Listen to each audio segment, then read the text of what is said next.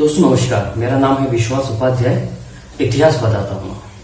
अगर मैं आपसे यूं पूछूं कि दिल्ली का अंतिम हिंदू सम्राट कौन है, तो केवल एक ही नाम आएगा, वो आएगा पृथ्वीराज चौहान तृतीय, जिसे संयोगिता वाला पृथ्वीराज चौहान भी कहा जाता है।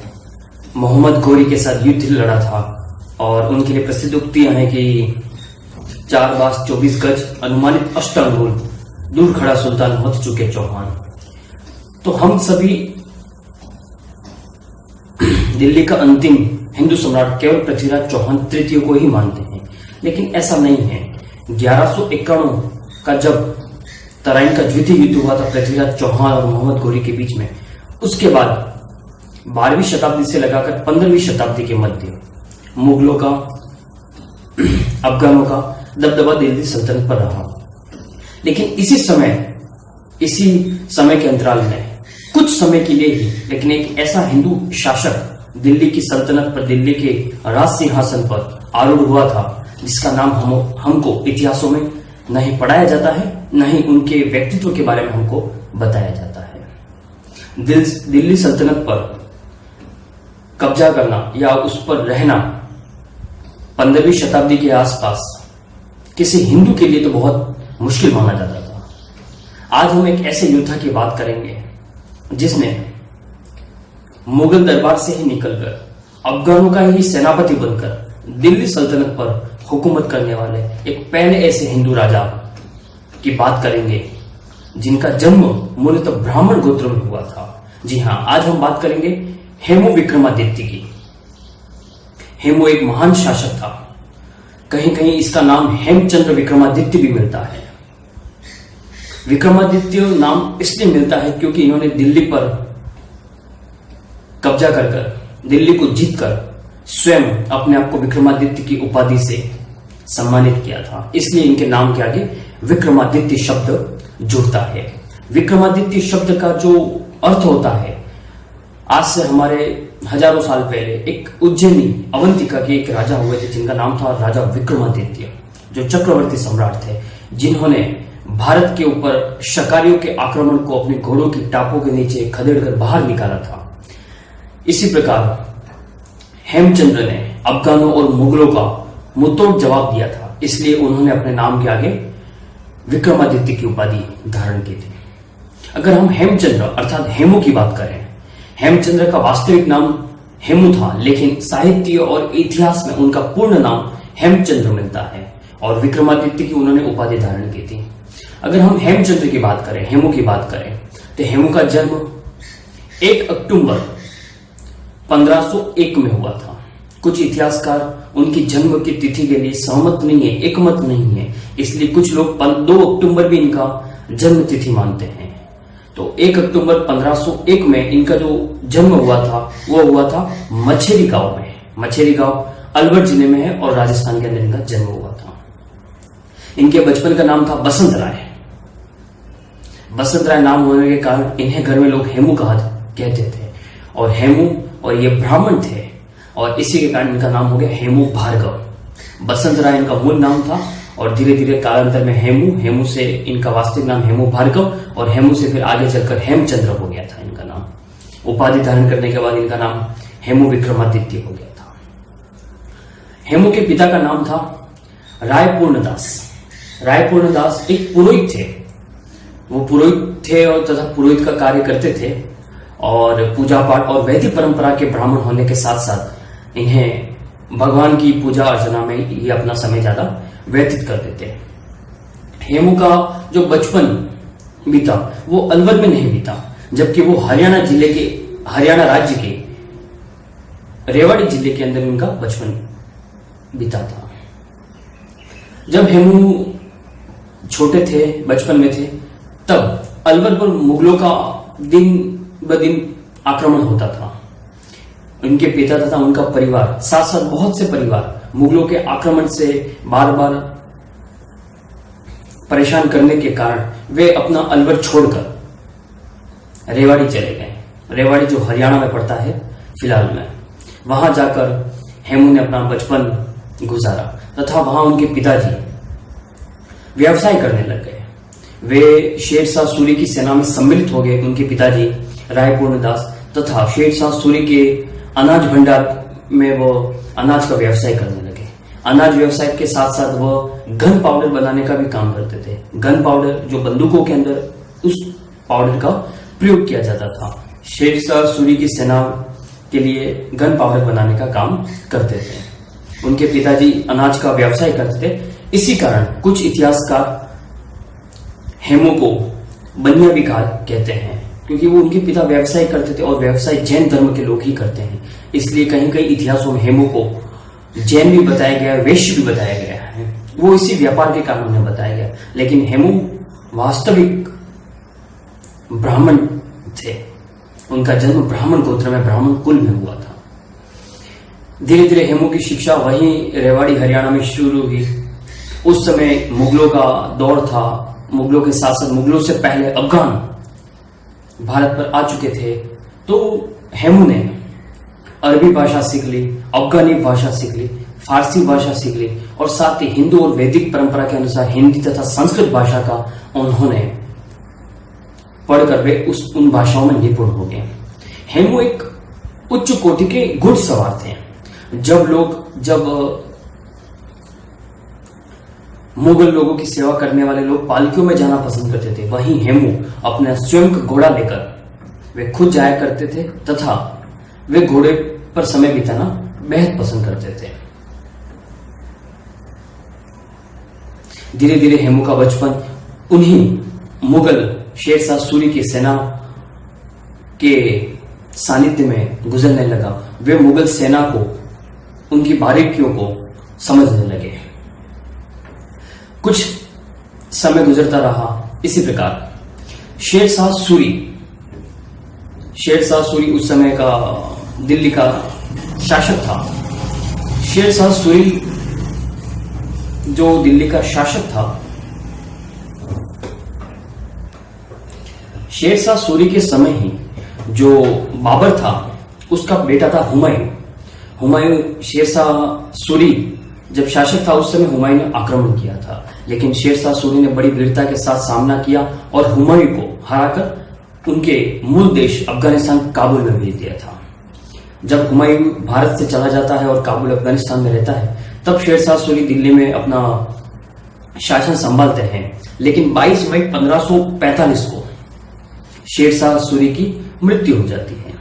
जब शेरशाह सूरी की मृत्यु हो जाती है, जब ये खबर अफगानिस्तान काबुल में पहुंचती है हुमायूं तक, तब हुमायूं सोच लेता है कि यही एक असली समय है, यही एक उचित समय है दिल्ली पर कब्जा करने का। और वह इसी नियत और इसी महत्वाकांक्षा से अपनी सेना को एकत्रित करने का प्रयास करता है।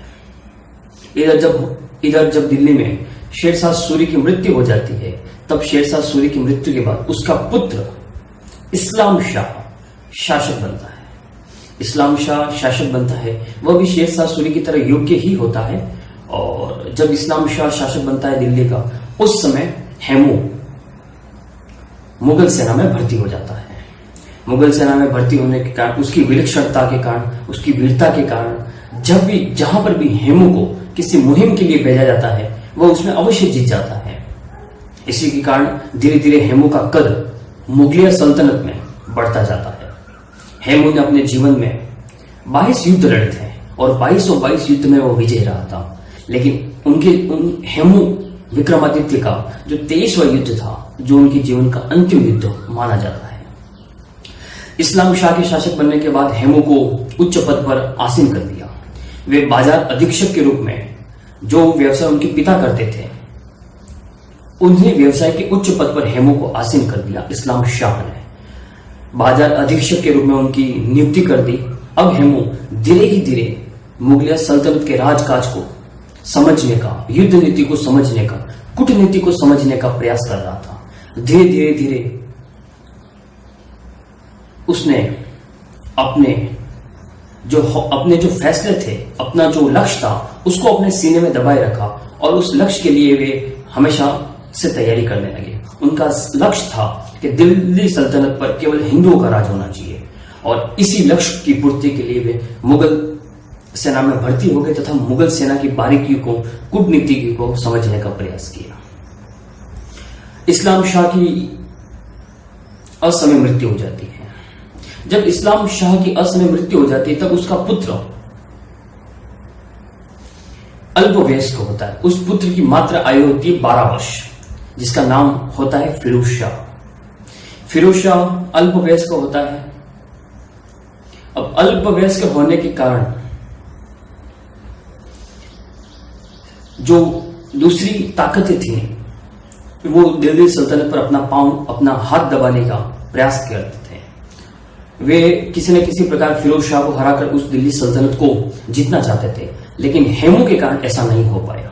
लेकिन जब हेमू कुछ समय के लिए बाहर गए तब उसी फिरोज शाह का मामा, जिसका नाम होता है आदिल शाह, वह अपने भाणेज को मार देता है। 12 वर्षीय फिरोज शाह को मारकर खुद दिल्ली की सल्तनत का शासक बन जाता है तथा अपने आप को वहां का बादशाह घोषित कर देता है। जब हेमू को इस बात का पता चलता है तब हेमू सोचता है कि कोई बात नहीं, जो हुआ सो अच्छा हुआ, लेकिन मेरा लक्ष्य तो यह है कि मुझे इस दिल्ली सल्तनत पर किसी हिंदू राज्य होना चाहिए, हिंदू शासक होना चाहिए। तब हेमू भी अपने ऊपरी मन से आदिल शाह को अपना शासक मान लेता है। आदिल शाह बड़ा ही अय्याश किस्म का था। वह शराब शवाब में दिन रात खोया रहता था। उसे वह सत्ता के मद में बह गया था। तब उसने सोचा आदिल शाह ने कि वो भले शासक बन गया था, लेकिन वह अयोग्य था, निपुण नहीं था। इसके कारण उसने हेमू को अपना वजीर घोषित कर दिया। वजीर यानी आज का प्रधानमंत्री। लेकिन इस वजीर नियुक्त करने से पहले एक ऐसी घटना होती है कि आदिल शाह जब शासक बनता है तब एक और आक्रांता होता है जिसका नाम होता है सिकंदर खान लोधी। उसे पता चल जाता है कि आदिल शाह अयोग्य है। तब वह आदिल शाह को मारकर दिल्ली की सल्तनत को जीतने के प्रयास से आदिल शाह पर हमला करता है, लेकिन हेमू बीच में आ जाता है और हेमू सिकंदर खान लोधी को मार देता है और आदिल शाह को बचा लेता है। जब आदिल शाह को इस बात का पता चलता है कि हेमू ने मेरी जान बचाई है, तब उसे हेमू पर पूर्ण विश्वास हो जाता है कि यही एक ऐसा व्यक्ति है जो मेरी सल्तनत पे सबसे विश्वास के योग्य है, विश्वास पात्र है,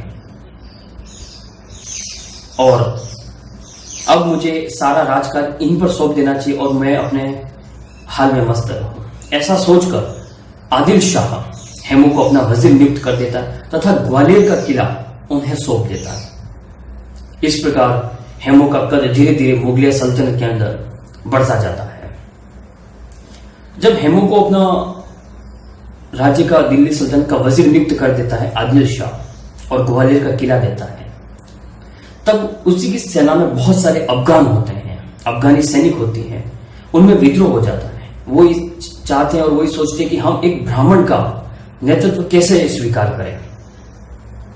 लेकिन हेमू अपनी सूझबूझ से समस्त अपने प्रतिद्वंदी को हरा देते हैं, पराजित कर देते हैं। इसके बाद वे दिल्ली सल्तनत के सर्वे सर्वा हो जाते हैं। शासक भले ही आदिल शाह है, लेकिन सर्वे सर्वा तो हेमू हो जाते हैं। धीरे धीरे अफगानी सैनिक भी उन्हें अपना सेनापति, सेनानायक मानने लग जाते हैं, क्योंकि अफगानी सैनिक जो होते हैं वो भ्रमित किए हुए होते हैं। क्योंकि अफगानी सेना, वास्तविक कुछ सैनिक ऐसे होते हैं जो भारत में ही जन्म लेते हैं, भारत में ही जन्मे होते हैं। इसी के कारण सारे सैनिक हेमू को अपना शासक तथा हेमू को अपना सेनानायक मान लेते हैं। धीरे धीरे धीरे उस मुगलिया सल्तनत में हेमू ही केवल एक मात्र विकल्प होता है उनकी सेना का नेतृत्व करने के लिए। उस समय हेमू से बढ़कर कोई और प्रभावशाली व्यक्तित्व दिल्ली सल्तनत में नहीं होता है। इसी प्रकार धीरे धीरे समय व्यतीत होता जाता है। हेमू अपना कद बड़ा करने के साथ साथ उनकी लोकप्रियता पूरे दिल्ली के अंदर, दिल्ली सल्तनत के अंदर फैल जाती है। अब इधर काबुल अफगानिस्तान में हुमायूं जो होता है उसने अपनी तैयारी कर ली और उसने दिल्ली पर आक्रमण कर लिया। दिल्ली पर उस समय आदिल शाह की हुकूमत थी। आदिल शाह तो नाम मत रखा था, लेकिन सर्वे सर्वा हेमू हुआ करता था। लेकिन हेमू जिस समय हुमायूं आक्रमण करता है उस समय हेमू दिल्ली में नहीं होता है। वह बंगाल जीतने की मुहिम से बंगाल की ओर जाता है। जब उसे पता चलता है कि हुमायूं दिल्ली को जीतने के लिए आगे बढ़ रहा है और आक्रमण करने ही वाला है, तब हेमू बंगाल से वापस दिल्ली की ओर प्रस्थान कर लेते हैं। जब रास्ते में वह आते हैं तो रास्ते में जितने भी बड़े बड़े मुगलों के जो गढ़ होते हैं, मुगलों की बड़ी बड़ी रियासतें, सल्तनत होती हैं, उनको जीतते हुए आते हैं। क्योंकि बंगाल मुहिम पर वे गए थे, इसलिए उन्होंने बंगाल तो जीत ही लिया था। साथ ही ग्वालियर जो उनको मिला था, ग्वालियर के वे वजीर थे, किलेदार थे, ग्वालियर तो उनके पास था। इसके साथ साथ अनेक ऐसे छोटे मोटी रियासतों को वो जीतते हुए दिल्ली की तरफ बढ़ते हैं। जब वो ग्वालियर के बाद आगरा जाते हैं, तब आगरा का जो उस समय का जो सूबेदार होता है, जिसका नाम अलग अलग इतिहासकार अलग अलग बताते हैं,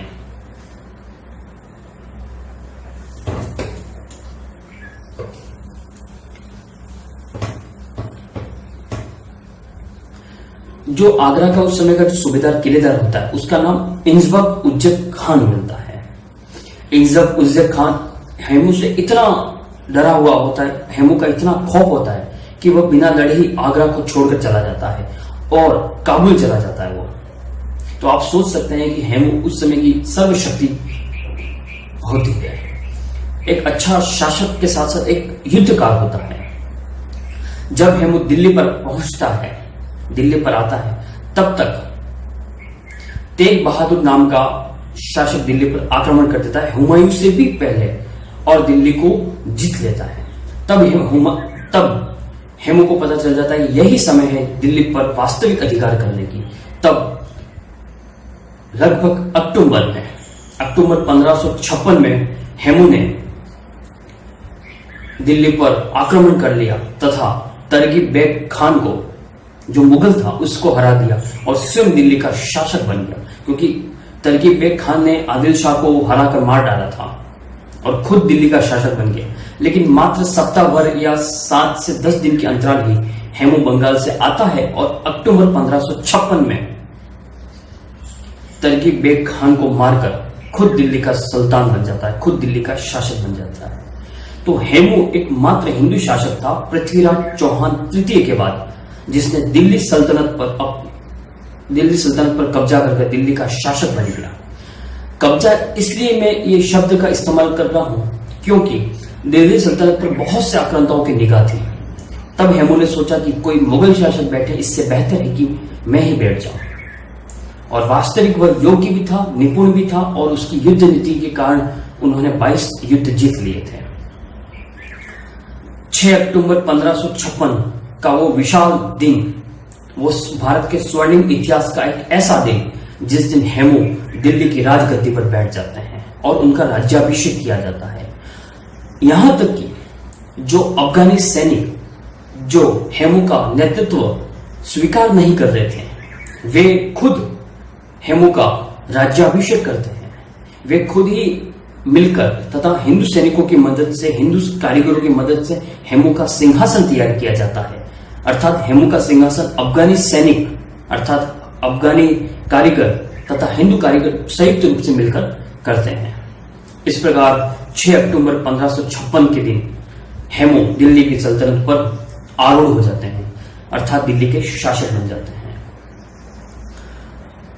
शासक बनने से पहले हेमू ने बहुत से अपने प्रतिद्वंदी को हराया था, बहुत से प्रतिद्वंदी को जीता था, क्योंकि प्रत्येक राज्य में हर व्यक्ति किसी का न किसी का प्रतिद्वंदी होता। हर व्यक्ति राज्य की चाहत में कत्लेआम करने को तैयार होता है। हेमू ने इब्राहिम खान, मोहम्मद खान, ताज कररानी, रख खान, नूरानी तथा बंगाल के सूबेदार मोहम्मद शाह को हराकर दिल्ली सल्तनत पर कब्जा किया था, शासक बने थे दिल्ली के। कुछ ही समय में, मात्र कुछ ही समय में, अगर ऑथेंटिक हम तारीख की बात करें या ऑथेंटिक समय अंतराल की बात करें, तो केवल 1 माह के अंदर 6 अक्टूबर उनका राज्याभिषेक हुआ था। 6 अक्टूबर 1556 को उनका राज्याभिषेक हुआ तथा 6 अक्टूबर 1556 को मात्र 1 माह के अंदर हेमू ने दिल्ली सल्तनत के अंदर ऐसे फैसले कर दिए जो शायद विश्व के इतिहास में पहली बार ऐसा उदाहरण केवल हेमू के साम्राज्य से मिलता है। हेमू ने गोवध पर प्रतिबंध लगा दिया। हेमू ने अपने समस्त उच्च अधिकारियों पर हिंदुओं की नियुक्ति कर दी, मगर उसने किसी अफगान को अपने पद से नहीं हटाया बल्कि नए हिंदुओं की भर्ती की थी। यही एक ऐसा फैसला था जिससे हिंदू और अफगानी सैनिक समान रूप से हेमू का आदर करते थे, सम्मान करते थे। हेमू ने कम ही समय में अपने राज्य और विस्तार की नीति से बहुत से ऐसे काम किए हैं जो सम्राट अशोक ने किए थे। सम्राट अशोक की नीति पर तथा विक्रमादित्य चक्रवर्ती विक्रमादित्य की नीति पर उन्होंने बहुत से कार्य किए, जिसमें हेमू ने अपने नाम के स्वयं के सिक्के चलाए जिन पर उनका खुद का चित्र उत्कीर्ण था। के साथ साथ गोवध पर उन्होंने प्रतिबंध लगा दिया, कुछ टैक्स हटा दिए तथा व्यापार में छूट दे दी, क्योंकि व्यापार को उन्हें बहुत अच्छी समझ थी, क्योंकि उनके पिताजी भी व्यापार ही किया करते थे तथा वे खुद शासक बनने से पहले बाजार अधीक्षक के पद पर नियुक्त थे।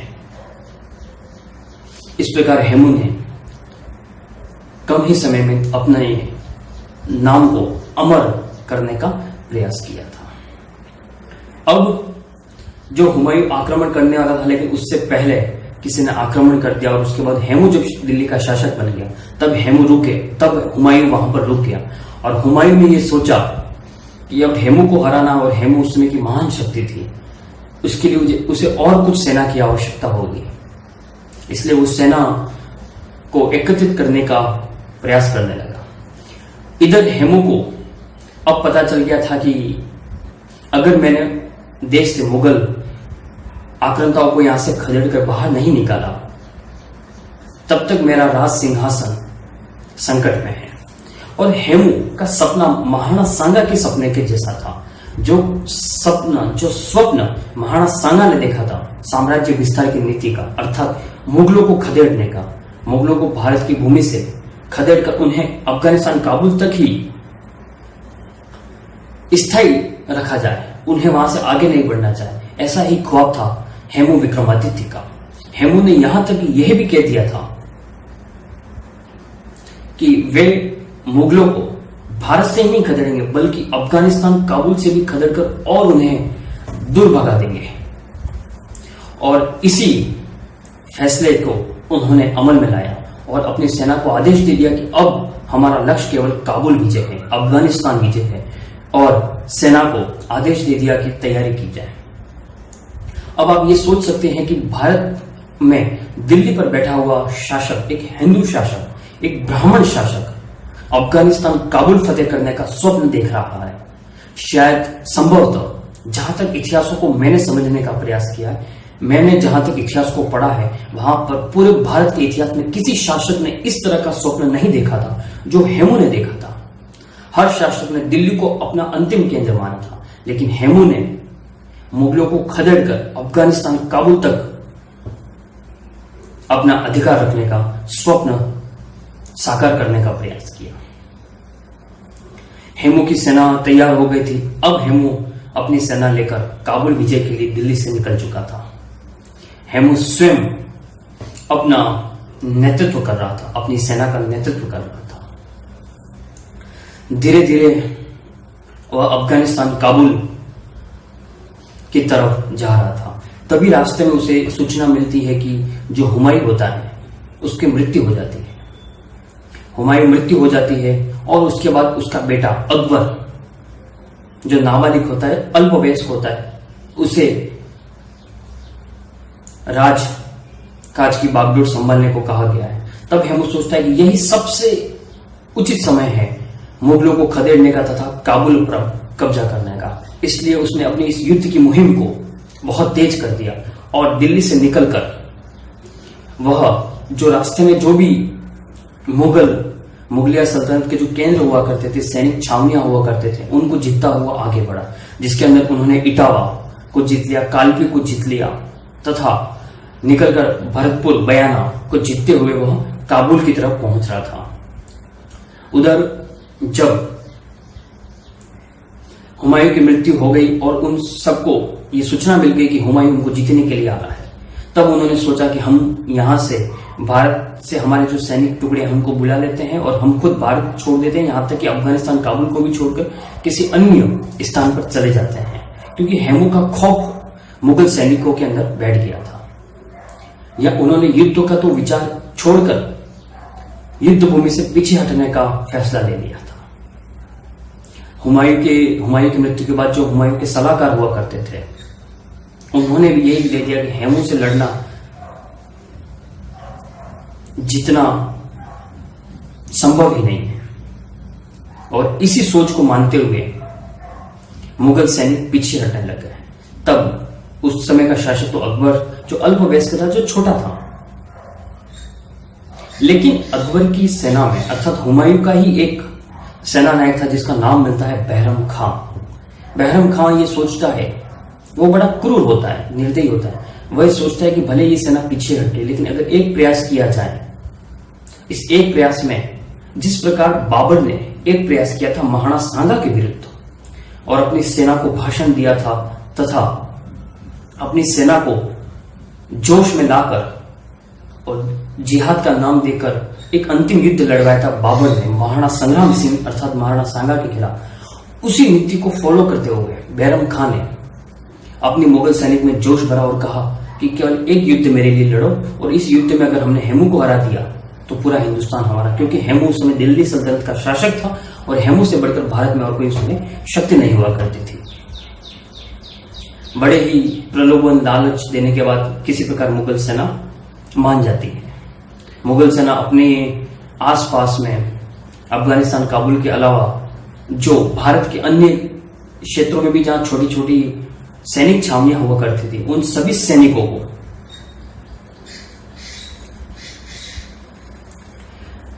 बैरम खान ने अपने साथ मिला लिया था। बैरम खान ने अपने साथ मिला लिया और एक विशाल, जब हुमायूं की मृत्यु के बाद जब अकबर शासक बनता है और बैरम खां के नेतृत्व में, क्योंकि बैरम खां मुगल सेना का सेनापति होता है, उसके नेतृत्व में किसी प्रकार वो अपनी सेना में जोश भरता है और सेना को आखिरकार युद्ध के लिए वो तैयार कर देता है। युद्ध के लिए वो तैयार तो अपनी सेना को अवश्य कर देता है, लेकिन कहीं ना कहीं बैरम खां के भी मन में ये डर रहता है कि हेमू को जीतना बहुत मुश्किल काम है। हाँ, ये एक अलग चीज है कि हेमू को जीतने के बाद हिंदुस्तान हमारा होगा, लेकिन हेमू जब तक जिंदा है, जब तक वो शासक है, तब तक तो बहुत मुश्किल काम है। और बैरम खां को यह भी पता था कि अगर हम हार गए तो हमारे इस मुगल वंश का खत्म हो जाएगा, मुगल वंश का अंत हो जाएगा। यही सोचकर उसने युद्ध की रणनीति बनाई। अपनी सेना को लिए हेमू से आक्रमण करने के लिए, हेमू से युद्ध करने के लिए वह भी निकल पड़ा। इधर हेमू विक्रमादित्य दिल्ली से निकल गया और निकलते निकलते मुगल छावनियों को जीतता हुआ इटावा, कालपी, बयाना, भरतपुर को जीतता हुआ वह काबुल की ओर आगे बढ़ रहा था। हरियाणा का ही एक स्थान है जिसका उल्लेख भारत के इतिहास में बहुत महत्वपूर्ण माना गया है, और वह स्थान है पानीपत का युद्ध। पानीपत के युद्ध में, पानीपत की रणभूमि में एक तरफ हेमू विक्रमादित्य की सेना अपना पड़ाव डालना शुरू कर देती है, दूसरी तरफ मुगल सेना भी पानीपत की रणभूमि में आकर अपना पड़ाव डालना शुरू कर देती। अर्थात कहने का तात्पर्य यह कि पानीपत की ही रणभूमि में मुगल सेना बैरम खां के नेतृत्व में लड़ रही थी, वहीं हिंदू सेना, अफगानी सेना हेमचंद्र विक्रमादित्य के नेतृत्व में युद्ध लड़ने को तैयार थी। दोनों सेनाओं ने अपने अपनी सेनाओं को तैयार करने का आदेश दे दिया। दोनों सेनाएं रणभूमि में एक दूसरे के सामने हो गई थी।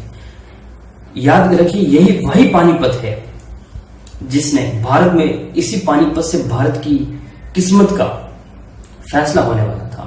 पानीपत की इसी रणभूमि से भारत में एक पहला भी ऐसा फैसला हो चुका है जिसके कारण, और उस युद्ध में धोखे के कारण भारत के अंदर मुगलों की सत्ता आई थी। पानीपत का पहला युद्ध जब इब्राहिम लोदी और बाबर के मध्य लड़ा गया और बाबर ने इब्राहिम लोदी को हराकर दिल्ली पर कब्जा कर लिया था। ये दूसरा पानीपत का युद्ध था जो हेमचंद्र विक्रमादित्य और अकबर अर्थात बैरम खां के मध्य लड़ा जाने वाला था। कुछ समय पश्चात 18वीं शताब्दी के आसपास इसी पानीपत की रणभूमि में एक और भारत का महान युद्ध लड़ा गया, जो अब्दाली और मराठाओं के मध्य लड़ा गया था। धीरे धीरे रणभूमि में वह समय आ गया कि जब युद्ध शुरू होने वाला था। 5 नवंबर 1556 का वो निर्णायक दिन, जब एक तरफ हेमचंद्र विक्रमादित्य की सेना और दूसरी तरफ बैरम खां की सेना, दोनों के मध्य भयंकर युद्ध शुरू हो जाता है। युद्ध के नियमानुसार सुबह 8 से 9 बजे के बीच में यह युद्ध शुरू होता है। बैरम खां हेमू के खौफ से इतना डरा हुआ था, उसने स्वयं तथा अकबर को, जो उस समय का नामालिक शासक था, उसको युद्ध भूमि से 8 से 10 कोस अर्थात मील, 8 से 10 मील दूर एक गांव होता है सोंदापुर गांव करके, उस सोंदापुर गांव में कैंप लगाकर, तंबू लगाकर उसे वहां पर सुरक्षित रखा था। स्वयं भी सुरक्षित हुआ और अपनी सेनाओं को युद्ध के लिए आगे भेज दिया। वो गांव थोड़ा पहाड़ी पर होता है, उस पहाड़ी से वहां की पानीपत की वास्तविक स्थिति का जायजा लिया जा सके, इसलिए वो पहाड़ की चोटी पर चढ़कर उस युद्ध भूमि में देख रहे थे। बैरम खां ने अपने बहुत से विश्वास पात्र सैनिकों को अलग अलग व्यूह रचना में हेमू के सामने उतारा था। आधी सेना उत्तर से आई, आधी सेना दक्षिण से आई, चारों तरफ घेराव डालकर हेमू की सेना को पराजित करने का सोचा था। वे इधर हेमू स्वयं अपनी सेना का नेतृत्व कर रहा था। लेकिन जब 5 नवंबर 1556 को यह युद्ध शुरू होता है और हेमू की सेना जब रणभूमि में अपनी तैयारी करती है, उससे ठीक एक रात पहले 4 नवंबर 1556 को हेमू को रात को एक स्वप्न आता है और उस स्वप्न में यह आता है कि हेमू का एक प्रिय हाथी होता है जिसका नाम होता है हवाई। वो हवाई हाथी पानी में बह गया है और उसके साथ साथ हेमू भी उस नदी के अंदर बह गया है। हेमू जैसी नदी में बह रहा है, तब मुगल सैनिकों ने गले में बेड़िया डालकर उसको निकालने का प्रयास किया, निकाल रहे हैं। ऐसा स्वप्न हेमू विक्रमादित्य को युद्ध के एक दिन पहले आता है।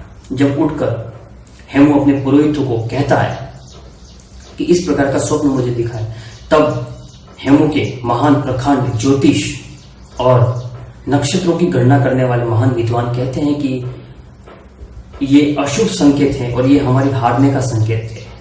आपका प्रिय हाथी पानी में बह गया, अर्थात आपकी दिल्ली सल्तनत आप खोने वाले हैं तथा मुगलों ने आपके गले में हथकड़ियां डाली है, बेड़ियां डाली, इसका मतलब आपका वध हो सकता है इस युद्ध में। मगर हेमू कहाँ किसकी सुनने वाला था? हेमू तो हेमू था और हेमू अपनी शौर्य और अपनी पराक्रमता के कारण ही विश्व प्रसिद्ध हुआ। और उसने सोचा कि अब जब ये रणभूमि में आ गए हैं और ब्राह्मण कभी भी पीछे नहीं हटने वाला है, क्योंकि उसकी रक्त में भगवान परशुराम का आशीर्वाद था, उनकी रगों में भगवान परशुराम का आशीर्वाद था। और उन्होंने कहा कि ब्राह्मण जन्म से मैं भले ही ब्राह्मण हूं, लेकिन मैं कर्म से क्षत्रिय हूं, भगवान परशुराम की तरह मैं युद्ध लड़ूंगा और मृत्यु और जीवन का फैसला तो रणभूमि में होगा। यह सोचकर वह सपने की बात को भूल जाता है और युद्ध की तैयारी करने लगता है और सुबह युद्ध शुरू होता है। जैसे ही सुबह का समय युद्ध शुरू होने वाला होता है, तब आकाश से बिजली कड़कती है और बारिश शुरू हो जाती है। और बारिश शुरू होते हैं, भयंकर बिजलियां कड़कती है और आकाशीय बिजली गिरने के कारण हेमू विक्रमादित्य के प्रिय हाथी हवाई की मृत्यु हो जाती है। जब सुबह इस प्रकार का अपशगुन हो जाता है और हेमू को पता चल जाता है कि उसका प्रिय हाथी मर चुका है, तब हेमू को एहसास हो जाता है, तब उसे पता चल जाता है कि कुछ न कुछ अब अवश्य गलत होने वाला है। लेकिन हेमू तो हेमू था, उसने सोचा कि अब पीछे हटना कोई विकल्प नहीं है, या तो अफगानिस्तान काबुल तक हिंदू का एक छत्र राज होगा, एक भगवा लहराएगा पूरे हिंदुस्तान में, या फिर मैं शहीद हो जाऊंगा। यह सोचकर हेमू घोड़े पर बैठकर रणभूमि में आगे निकलता है। कुछ इतिहासकार कहते हैं कि हेमू दूसरे हाथी पर बैठकर निकलता है, लेकिन वास्तविक बात है कि हेमू कुछ समय के लिए घोड़े पर बैठकर निकलता है, लेकिन बाद में वह हाथी पर बैठकर युद्ध लड़ता है। सुबह 8 बजे युद्ध शुरू हो जाता है। दोनों ही पक्षों में भयंकर युद्ध होता है। हेमू खुद नेतृत्व कर रहा होता है, इसलिए हेमू की सेना में जोश होता है। हेमू की सेना में पठान, अफगानी, मेवाती, बहुत से मुस्लिम धर्म के लोग भी सम्मिलित थे।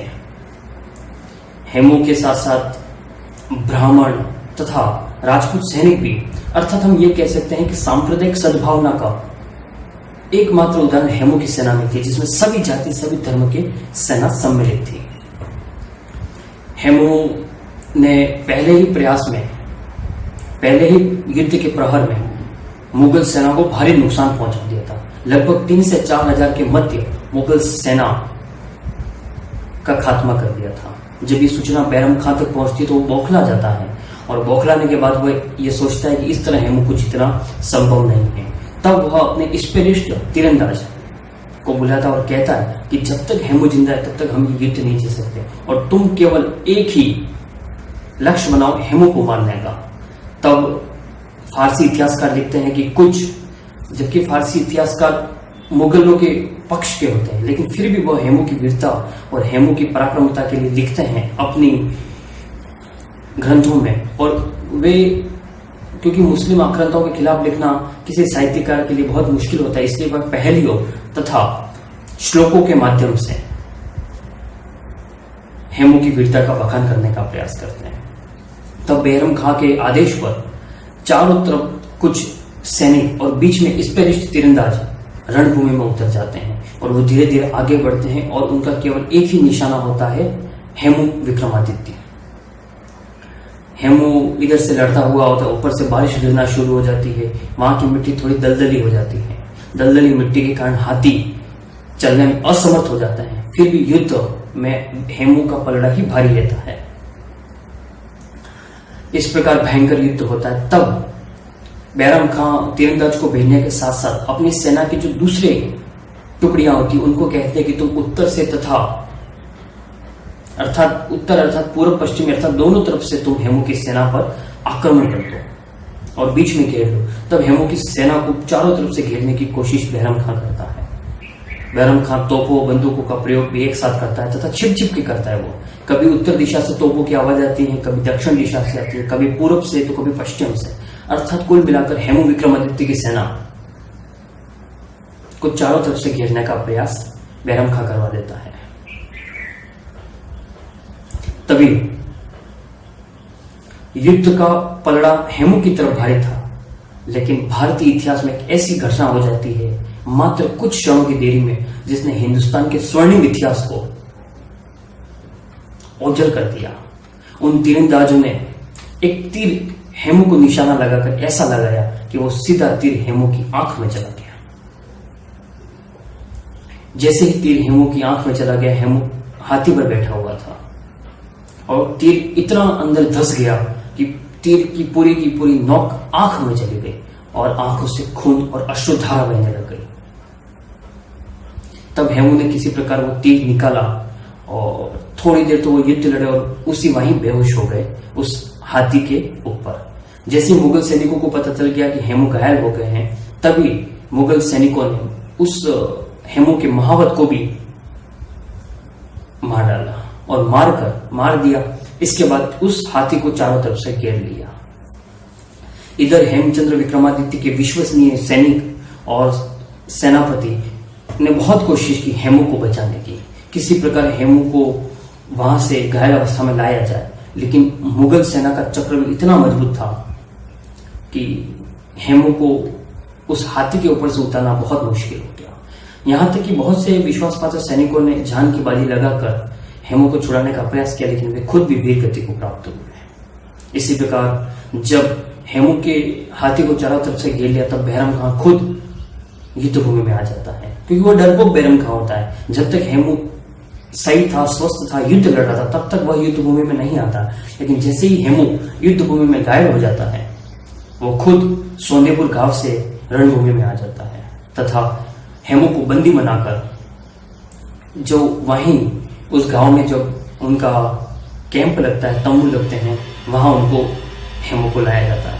हेमू उस समय बेहोश हो जाते हैं, लेकिन जब हेमू को होश आता है तब उनके सामने अकबर और बैरम खां खड़े हुए होते हैं। तब हेमू को पता चल जाता है कि ये मेरा अंतिम समय आ गया है और बैरम खां ये युद्ध जीत जाता है। जब हेमू को घायल और बंदी बना लिया होता है तब हेमू की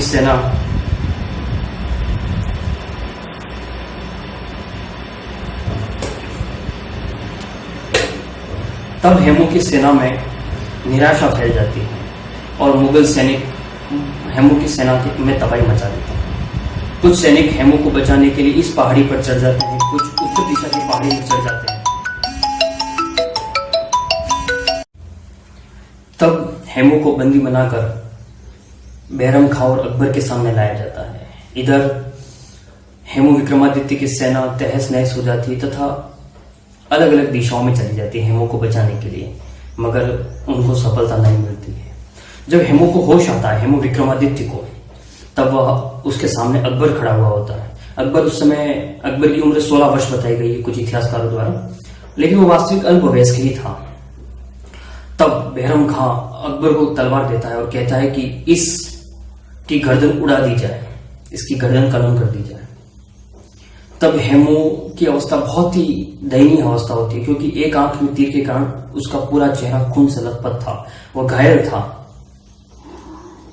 लेकिन फिर भी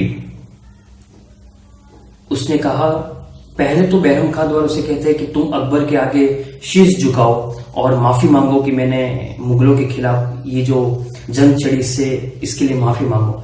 तब घायल अवस्था होने के बावजूद भी हेमू विक्रमादित्य माफी नहीं मांगते और कहते हैं कि अगर तुमको मेरी गर्दन उड़ानी हो तो गर्दन उड़ा दो, लेकिन मैं एक हिंदू शासक हूं और हिंदू शासक कभी किसी के आगे नहीं झुकते, और अगर मुझे फिर मौका मिला तो मैं इस बार तुमको अफगानिस्तान काबुल तक तो क्या, तुमको मैं नरक तक भी छोड़ने वाला नहीं। जब इस प्रकार का संवाद बैरम खां और हेमू विक्रमादित्य के बीच में होता है, तब बैरम खां गुस्से से लाल पीला होकर अकबर को तलवार देते हैं और कहते हैं कि इसका सर कलम किया जाए। अब यहां पर फारसी इतिहासकार, कुछ वामपंथी इतिहासकार तथा अंग्रेजी इतिहासकार ये कहते हैं कि अकबर मना कर देता है कि मैं घायल और निहत्थे पर कैसे वार करूं। तब बैरम खां खुद वार करने के लिए आगे होता है, लेकिन ऐसा नहीं है। वास्तविक जो इतिहास है उस इतिहास के मुताबिक अकबर बैरम खां के कहने पर तलवार लेकर हेमू विक्रमादित्य की गर्दन पर जोर से प्रहार करते हैं, लेकिन हेमू विक्रमादित्य की गर्दन नहीं कटती है, आधी अधूरी गर्दन कट जाती है। तब बैरम खां खुद आकर तलवार के जोर के प्रहार से हेमू का सर कलम कर देते हैं। हेमू का सर कलम करने के बाद अकबर को गाजी की उपाधि मिलती है। ये केवल इस प्रकार हेमू एक महान शासक और एक विस्मृत शासक कहे जाने वाला हेमू का अंत हो जाता है। हेमू एक ऐसा शासक था जिसने कुछ समय के लिए दिल्ली सल्तनत पर कब्जा जरूर किया था, शासक जरूर बने थे, लेकिन उसी कम समय में हेमू की ख्याति पूरे विश्व में फैल गई थी, पूरे भारत के इतिहास में फैल गई थी। हेमू जिसकी युद्ध नीति के कारण और युद्धकार हेमू के कौशल के कारण हेमू को भारत का नेपोलियन कहा जाता है। उन्हें भारत का एक विस्मृत राजा कहा जाता है, विस्मृत शासक कहा जाता है, क्योंकि उनके इतिहासों को भुला दिया गया है। यहां तक कि हेमू को एक सम्राट हेमचंद्र विक्रमादित्य भी कहा जाता है। इस प्रकार सम्राट हेमू विक्रमादित्य का अंत हो जाता है। मुगल सैनिक इतने क्रूर होते हैं कि उस युद्ध में, पानीपत का जो युद्ध 5 नवंबर 1556 को लड़ा जाता है और उसमें हेमू की सेना के जो सैनिक शहीद होते हैं उन सबकी गर्दनें काटकर उनके सबके शरीरों के टुकड़े कर एक ऊंचा पिरामिड बनाया जाता है और पिरामिड बनाकर जीत की खुशी की जाती है, जीत की खुशी मनाई जाती है तथा उनकी गर्दनें काटकर उछाल कर आकाश में उछाल कर जश्न मनाया जाता है। इस प्रकार के क्रूर और मुगल साम्राज्य का विस्तार भारत में होना शुरू हो गया था और भारत को एक छत्र के नीचे लाने वाला हेमू विक्रमादित्य का अंत हो गया। ऐसा भी कहा जाता है कि जहां पर हेमू विक्रमादित्य का राज्याभिषेक हुआ था, प्रगति कॉलेज में, प्रगति कॉलेज अर्थात अभी वर्तमान का प्रगति कॉलेज है, उस समय उसे प्रगति मैदान कहा जाता था। और जिस किले में, जिस दुर्ग में हेमू का राज्याभिषेक हुआ था, उसी दुर्ग का नाम था पांडवों का किला। और उसी किले में हेमू के शरीर को लाया जाता है। हेमू का जो सर होता है, हेमू की जो गर्दन होती है, उसको तो अफगानिस्तान काबुल ले जाया जाता है, लेकिन उसका जो शरीर होता है, उसका जो धड़ होता है, उसको उसी पांडवों के किले में लाया जाता है जहां पर हेमू का राज्याभिषेक होता है। वहां पर लाने पर हेमू को उल्टा लटका दिया जाता है तथा उसके शरीर के साथ बहुत गलत व्यवहार किया जाता है। और इस प्रकार का क्रूर अत्याचार करना तो मुगलों के स्वभाव में ही था। इसके बाद इस प्रकार का व्यवहार और उनके शरीर को पूरी दिल्ली में घुमाया जाता है, ताकि इसलिए घुमाया जाए कि कोई अन्य शासक इस प्रकार का विद्रोह न कर सके, कोई अन्य हिंदू इस प्रकार की बगावत न कर सके। लेकिन हेमू विक्रमादित्य एक वास्तविक एक महान शासक हुआ करते थे। हेमू विक्रमादित्य का जब शरीर दिल्ली में घुमाने के बाद वापिस पांडवों के किले में लाया गया, तब अकबर के कहने पर, जिस अकबर को कुछ इतिहासकार, बहुत से विद्वान लोग महान बताते हैं, उसी अकबर के कहने पर हेमू विक्रमादित्य के शरीर में, और उनका शरीर मात्र धड़ था, केवल गर्दन नहीं थी, उस शरीर में विस्फोटक पदार्थ डालकर विस्फोट किया जाता है। इस प्रकार हेमू के शरीर की दुर्दशा की जाती है। इस प्रकार के क्रूर अत्याचार का उल्लेख फारसी इतिहासकारों ने किया है। लेकिन हमारे देश के कुछ इतिहासकार, वामपंथी इतिहासकार, अकबर को महान बनाते हैं, द ग्रेट बनाते हैं, लेकिन नहीं, द ग्रेट हेमू विक्रमादित्य हैं। इसी प्रकार अफगानिस्तान काबुल तक फतेह करना और विजय का बिल्कुल बजाने की महत्वाकांक्षा रखने वाले हेमू विक्रमादित्य के शरीर का अंत हुआ। हेमू एक महान शासक हुआ करते थे। धीरे धीरे भारत के अंदर मुगली सत्ता स्थापित हो गई और हेमू वास्तविक एक महान शासक था। क्योंकि हेमू इसलिए महान शासक था कि आप ये सोचिए कि मुगल दरबार में एक आम बाजार अधीक्षक के रूप में काम करने वाला, धीरे धीरे वजीर, अफगानों का सेना नायक बनके और हिंदू सम्राट बनकर मुगलों को चुनौती देने वाला, आखिर हेमू का व्यक्तित्व महान था। मुगल दरबार से अफगानों का सेना नायक बनना और फिर दिल्ली पर हुकूमत करना, वास्तविक हेमू एक महान और एक सम्राट विक्रमादित्य कहे जाने योग्य है। इस प्रकार हेमू का एक महान गौरवशाली स्वर्णिम इतिहास का अंत हो गया। लेकिन वर्तमान के पाठ्यक्रम में तथा वर्तमान के इतिहासकार हेमू एक महान शासक था, इसकी वीरता का वखान नहीं करते हैं। केवल मात्र 4 से 5 पंक्तियों में इस हेमू के महान व्यक्तित्व का अंत कर देते हैं। हेमू एक ऐसा शासक था जिसने सबसे पहले अकबर को चुनौती दी थी। हेमू की सेना में लगभग 50,000 तो घुड़सवार हुआ करते थे, 1,000 हाथी तथा 51 बड़ी तोपें तथा 51 छोटी तोपें हुआ करती थी। और इतनी सारी सेनाओं का नेतृत्व केवल हेमू स्वयं करते थे। तो आज हमने हेमू के इतिहास के बारे में विस्तृत रूप से चर्चा की। भारत का नेपोलियन कहे जाने वाले हेमू, हेमचंद्र सम्राट विक्रमादित्य एक महान शासक हुआ करते थे। लेकिन सबसे अनोखी बात और भी एक मिलती है कि जब हेमू के शरीर के साथ इस प्रकार की दुर्दशा की गई, तब हेमू के मृत्यु के बाद जो उनके पिता थे राय पूर्णदास, उनके पिता जो राय पूर्णदास हुआ करते थे, जब अकबर और बैरम खान ने हेमू के पिता को कहा कि हमने आपके बेटे के शरीर के टुकड़े टुकड़े कर दिए हैं